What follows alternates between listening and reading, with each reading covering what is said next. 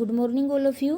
कैसे हैं आप सभी? आशा आप सभी अच्छे होंगे। आज का जो हमारा टॉपिक है वो है कि पिता की संपत्ति पर बेटियों का भी अब उतना ही अधिकार होगा जितना कि बेटों का होता है।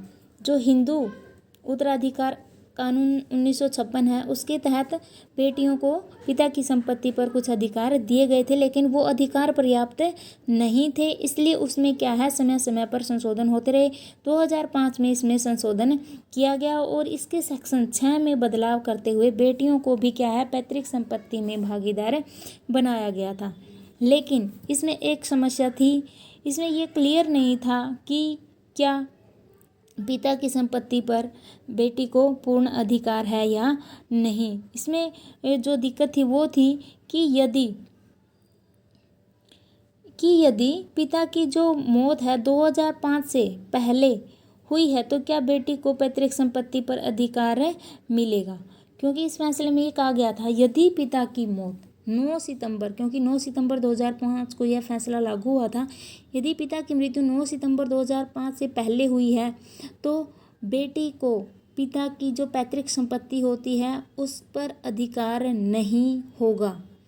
इस पर सुप्रीम कोर्ट की जो दो बेंचों ने अलग अलग फैसले सुनाए थे, इस वजह से इनमें क्या है भ्रम की स्थिति बनी हुई थी। लेकिन अब इस मामले में जस्टिस अरुण मिश्रा की अगुवाई वाली 3 जजों की बेंच ने मंगलवार को जो फैसला सुनाया है वह क्या है सब पर लागू होगा।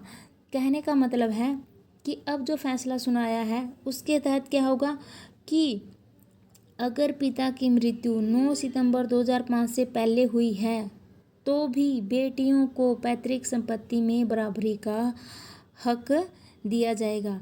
और यह जो फैसला है कब किया गया है, अब मंगलवार को 11 तारीख थी पिछले मंगलवार को, उसको हिंदू उत्तराधिकार कानून 2005 में संशोधन उसमें किया गया है और उसमें ये अहम फैसला लिया गया है कि जो अब पिता की जो संपत्ति होगी उस पर लड़कियों का पूर्ण अधिकार होगा।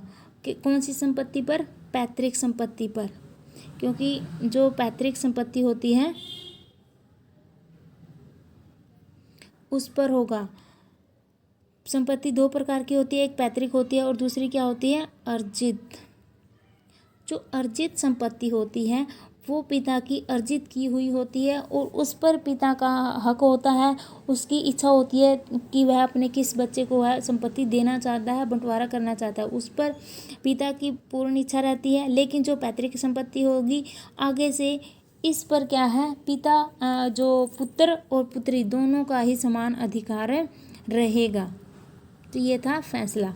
तो आशा आपको वीडियो पसंद आया होगा। अगर वीडियो पसंद आए तो प्लीज़ वीडियो को लाइक करें, शेयर करें तथा चैनल को सब्सक्राइब करें। धन्यवाद।